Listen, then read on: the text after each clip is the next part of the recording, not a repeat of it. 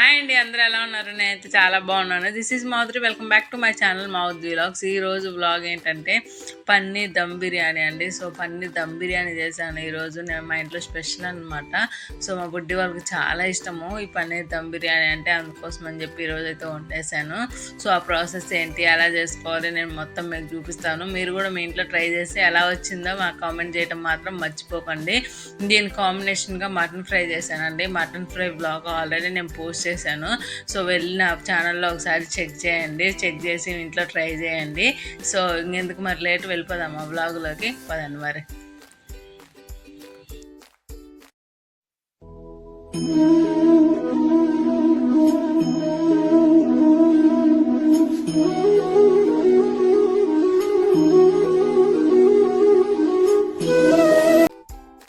First బియ్యం నానబెట్టుకోవాలండి. నేనైతే ఒక 2 గ్లాసెస్ రైస్ తీసుకొని శుభ్రంగా కడిగి ఒక ½ అన్ అవర్ నానబెట్టి పక్కన పెట్టేశాను.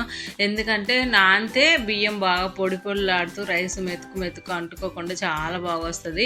నానకపోతే కొంచెం ఇరిగిపోయినట్లు అట్లా ఉంటుంది అనమాట. తర్వాత ఒక బౌల్ తీసుకొని దాంట్లో ఒక కప్పు పెరుగు వేసుకొని ఆ ఉండలు లేకుండా కొంచెం కలుపుకోవాలి.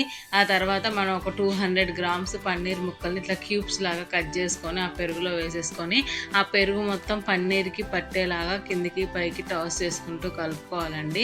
సో పన్నీర్ ముక్కలు చాలా డెలికేటెడ్గా ఉంటాయి కాబట్టి కొంచెం ఇరిగిపోకుండా నిదానంగా అట్లా తిప్పుకుంటూ కలుపుకోవాలన్నమాట.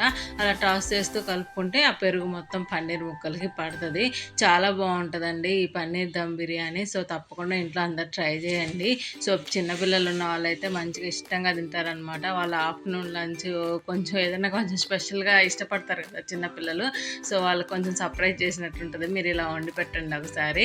తర్వాత ఒక 2 టేబుల్ స్పూన్స్ కారం. కొంచెం కారం ఎక్కువ తినేవాళ్ళు ఇంకొంచెం ఎక్కువ వేసుకోండి. సో మేము కొంచెం కారం ఎక్కువ తింటాము, పిల్లలు ఉన్నారు కాబట్టి కొంచెం తగ్గించేసాను అనమాట. ఒక 2 టేబుల్ స్పూన్స్ కారం వేసాను. కొంచెం పసుపు వేసానండి. ఏ కూరలైనా పసుపు వేసుకుంటాం కదా మనం, హెల్త్కి చాలా మంచిదని చెప్పేసి. తర్వాత కొంచెం సాల్ట్ వేసాను.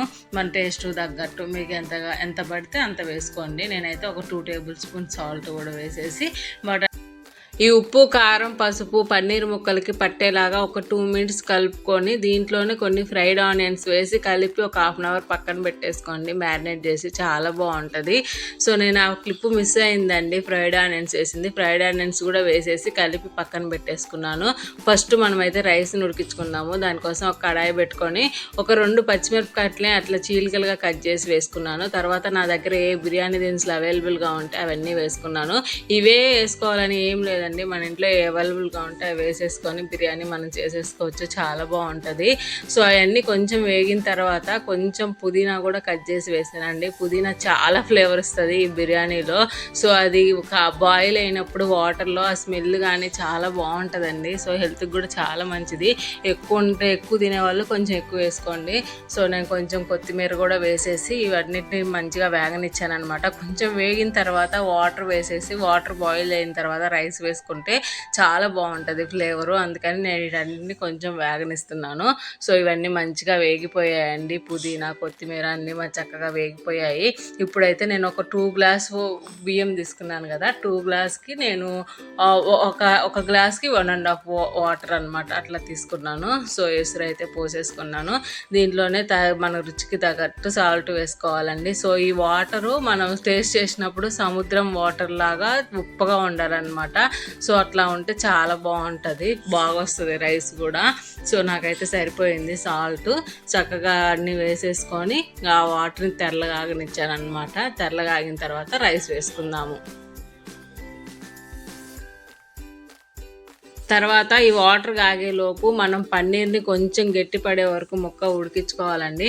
అందుకని పక్క పొయ్యి మీద కడాయి పెట్టి కొంచెం ఆయిల్ వేసుకొని 4 లవంగాలు, ఒక యాలక్కాయ వేసి వాటిని కొంచెం వేయించుకోవాలన్నమాట. తర్వాత ఒక పచ్చిమిరపకాయని అట్లా చీలికలుగా కట్ చేసి వేసుకోవాలి.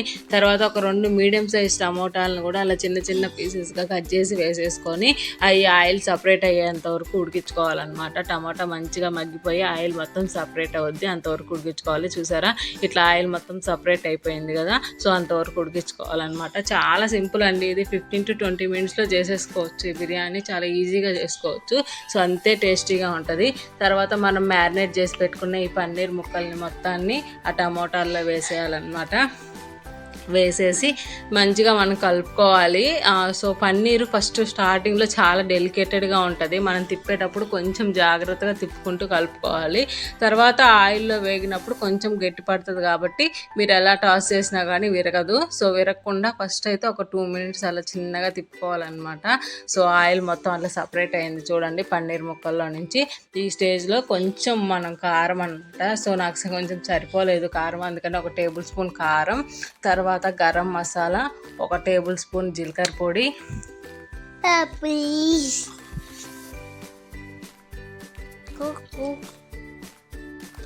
2 టేబుల్ స్పూన్ ధనియాల పొడి,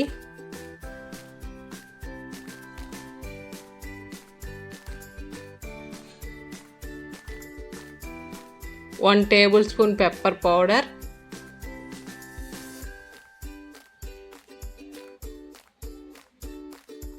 ఫ్లేవర్ కోసం 1 రెమ్మ కరివేపాకుని అలా కడిగి వేసుకున్నా అండి. సో ఈ మసాలాలన్నీ మంచిగా వేగిపోయి పన్నీర్ ముక్కలకి పట్టేంత వరకు ఒక 2 minutes అలా టాస్ చేసుకుంటూ కలుపుకోండి. సో ఈ మసాలాలన్నీ పట్టాలన్నమాట, వేగిపోయి పచ్చి వాసన లేకుండా ఈ మసాలాలన్నీ వేయించుకోవాలి. ఓకే,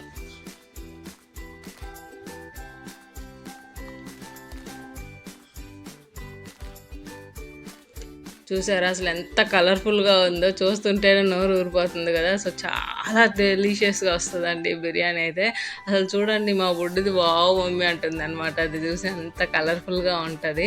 సో చాలా మంచిగా వస్తుంది. మనం ఈ కొంచెం ఈ టిప్స్ అన్నీ పాటిస్తూ చేసుకుంటే మనం మంచి పన్నీర్ దమ్ బిర్యానీ ఇంట్లోనే చేసుకొని తినొచ్చు అనమాట, చాలా బాగా వస్తుంది.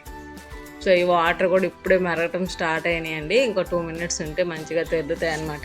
తెల్లిన తర్వాత మనం రైస్ వేసుకుంటే బాగా వస్తుంది. చూడండి వాటర్ మొత్తం మంచిగా తెల్లిపోయినాయి. తర్వాత ఇప్పుడు మనం ముందుగా నానబెట్టి పెట్టుకున్న రైస్ మొత్తాన్ని దాంట్లో వేసేసుకొని మంచిగా ఉడికించుకోండి రైస్ని కూడా. ఈ రైస్ ఆల్మోస్ట్ 70 to 80% కుక్ అయితే చాలండి. ఫస్ట్ లేయర్కి ఒక 70% కుక్ అవ్వాలి, సెకండ్ లేయర్కి ఒక 80% కుక్ అయితే సరిపోతుంది అనమాట. సో రైస్ అని అట్లా మనం తుంచి చూస్తే అర్థమవుతుంది ఎంతవరకు కుక్ అయిందని చెప్పి. సో 70% అయితే నాకు కుక్ అయింది. తర్వాత ఒక లేయర్ లాగా ఆ కర్రీ మీద వేసేసుకున్నాను.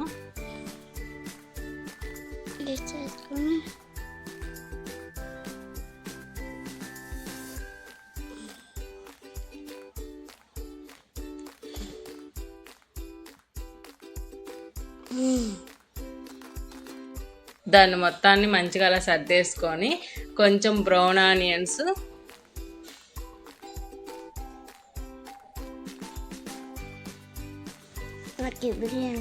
కొంచెం కొత్తిమీర వేసేసుకొని తర్వాత మళ్ళీ ఇంకొక లేయర్ పైన వేసేసుకోవాలన్నమాట.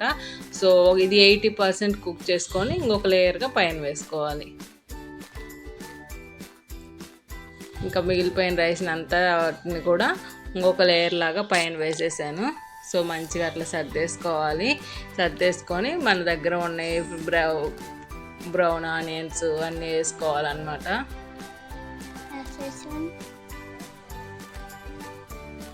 ఫ్రైడ్ ఆనియన్స్, మిగిలిపోయిన ఫ్రైడ్ ఆనియన్స్ అన్నీ ఇంక ఫైనల్గా దీని మీద వేసేస్తున్నాను.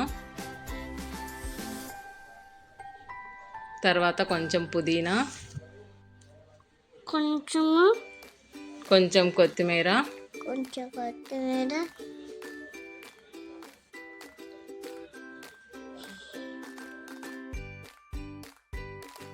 తర్వాత 1 టేబుల్ స్పూన్ నెయ్యి తీసుకొని దాంట్లో కొంచెం పసుపు వేసుకొని దాన్ని మంచిగా అట్లా రబ్ చేసి దానిపైన వేసేస్తున్నాను అండి, ఫుడ్ పైన. ఎందుకంటే కలర్ కోసము, నేను ఫుడ్ కలర్స్ ఏం వాడను చిన్నపిల్లలు ఉన్నారని చెప్పేసి. సో మా బుడ్డ దానికి ఇట్లా కొంచెం కలర్ఫుల్గా ఉంటే బాగా ఇష్టపడుతుంది అనమాట తినడానికని. సో దానికోసం అని చెప్పి నేనైతే కొంచెం కలర్ఫుల్గా ఉంటుంది కదా అని చెప్పి 1 టేబుల్ స్పూన్ గీలో కొంచెం పసుపు వేసేసి దాని మీద వేసేస్తున్నాను. సో మన ఫుడ్ కలర్స్ ఏం అవసరం లేదండి, చాలా మంచి కలర్ వస్తుంది. తర్వాత దీని మీద ప్లేట్ పెట్టి క్లోజ్ చేసేసి ఒక 5 minutes ఏమో మీడియం ఫ్లేమ్లో పెట్టుకోవాలి. తర్వాత ఇంకొక 10 minutes సిమ్లో పెట్టుకొని ఇది ఆపేసుకోవడమేనండి. టోటల్గా 15 minutesలో ఈ బిర్యానీ రెడీ అయిపోతుంది. సో గాలిపోకుండా నేను ఆ వాటర్ని అయితే దాని మీద పెట్టేశాను. సో 15 minutes తర్వాత ఆపేసుకొని కొంచెం మనం ఇట్లా గరిట పెట్టినప్పుడు పొడి పొడిగా వస్తుందా, ఏమన్నా తేమ ఉందా అని చెప్పి చూసుకోవాలన్నమాట. నాకైతే ఏం తేమ లేదు, పర్ఫెక్ట్గా వచ్చిందండి బిర్యానీ అయితే. అయితే చాలా మంచిగా వచ్చింది. టేస్ట్ కూడా అసలు నెక్స్ట్ లెవెల్ వచ్చింది అనమాట. సో చాలా సింపుల్ అండి, 15 మినిట్స్లో ఈజీగా చేసుకోవచ్చు మనం ఈ బిర్యానీ. తప్పకుండా మీరు అందరూ కూడా ఇంట్లో ట్రై చేయండి. సో మేము అందరం చక్కగా కూర్చొని ఆఫ్టర్నూన్ లంచ్ అయితే శుభ్రంగా తినేసాము. దాంట్లోకి నేను మటన్ ఫ్రై చేశాను అండి. ఈ మటన్ ఫ్రైలో బ్లాగ్ కూడా నేను నా ఛానల్లో పోస్ట్ చేశాను, వెళ్ళి చెక్ చేయండి ఒకసారి. సో అందరం అయితే చక్కగా అట్లా కూర్చొని తింటున్నాం అనమాట. ఇది ఇవాళ బ్లాగ్. నా వీడియోస్ కానీ మీకు నచ్చినట్లయితే లైక్ చేయండి, షేర్ చేయండి అండ్ సబ్స్క్రైబ్ చేసుకోండి. మళ్ళీ నెక్స్ట్ వీడియోలో కలుద్దాం. Until then bye bye.